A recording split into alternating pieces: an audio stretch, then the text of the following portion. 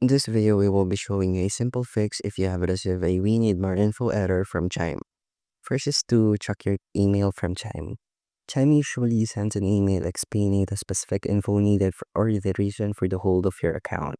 You can check your inbox or the spam folders for communications from Chime support. Now, if you have received an email requesting additional documentation like a photo ID or proof of address, follow the instructions in the email to submit the required information securely. Ensure that any images uploaded are clear and valid. Next is to verify the account details in the application. Log into the Chime app and ensure that all your personal details, including your phone number, email addresses, and home address, are up to date and accurate. Typos or conflicting information can trigger this error. Lastly is to do basic app troubleshooting.